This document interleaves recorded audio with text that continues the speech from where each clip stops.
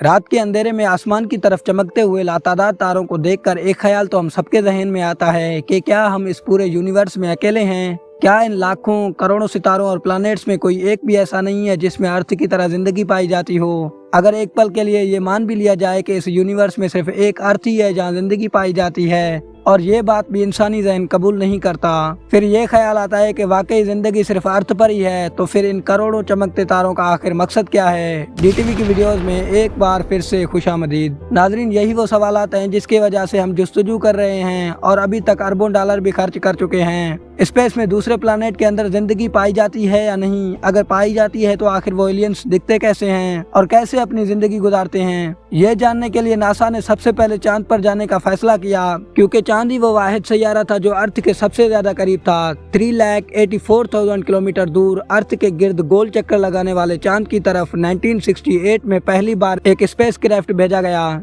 Space craft का नाम था अपोलो 8। इसका मिशन था कि इसे चांद का एक ऑर्बिट करके वापस आना है। अपोलो 8 में 3 एस्ट्रोनॉट्स भी मौजूद थे जिनको चांद के करीब पहुंचने में पूरे 68 आवर्स लग गए थे। चांद के गिर्द चक्कर लगाने के दौरान इन्हें कोई भी अजीब चीज नहीं दिखी थी, लेकिन वो 3 एस्ट्रोनॉट्स वो पहले इंसान थे जिन्होंने सबसे पहले अर्थराइज देखा था। यानी जैसे हम सनसेट और सनराइज देखते हैं वैसे ही उन्होंने अर्थराइज देखा था, और ये हसीन मंजर की फोटो पहली बार अपोलो 8 से ली गई थी। इस मिशन के अगले ही साल जुलाई 1916 में नासा का स्पेस क्राफ्ट अपोलो 11 पहली बार चांद पर लैंड हुआ था, और कमांडर नील आर्मस्ट्रांग वो पहला शख्स था जिसने चांद पर कदम रखा था। एल्ड्रिन और नील आर्मस्ट्रांग ने 2 घंटे 15 मिनट तक मून वॉक की और फिर वहां की मिट्टी का सैंपल लेकर वो वापस अर्थ की तरफ रवाना हुए। नासा का कहना है कि चांद पर ना ही हवा चलती है और ना ही वहां पर ऑक्सीजन है, इसी वजह से आज भी वहां पर एस्ट्रोनॉट्स के जूतों के निशानात मौजूद हैं। नासा के मून मिशन के दौरान किसी को भी एलियंस नजर नहीं आए, लेकिन चांद के गिर्द घूमने वाले सैटेलाइट जो हमेशा हमें चांद की फोटोज देती हैं, उसमें काफी कुछ देखा जा चुका है। एलियन रिसर्चर स्कॉट सीवेरिंग का मानना है कि नासा की तरफ से पब्लिश की जाने वाली चांद की फोटोज में एक ऐसा स्पॉट देखा गया है जहां अंडरग्राउंड एलियन का होने का खदशा है।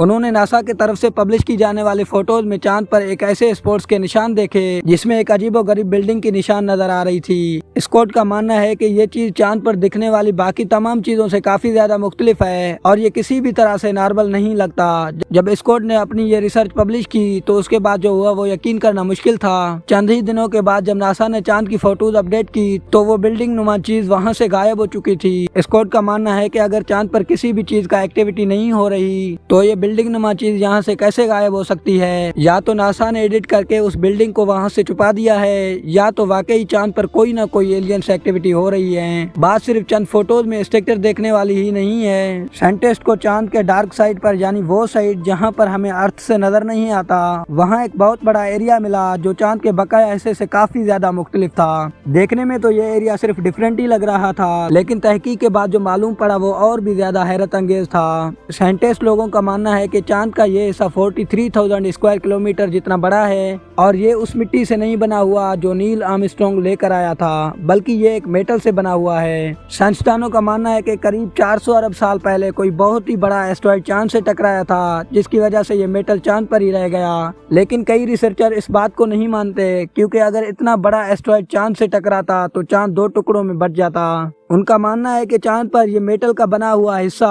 अंडरग्राउंड एलियन सिविलाइजेशन की निशानी भी हो सकती है।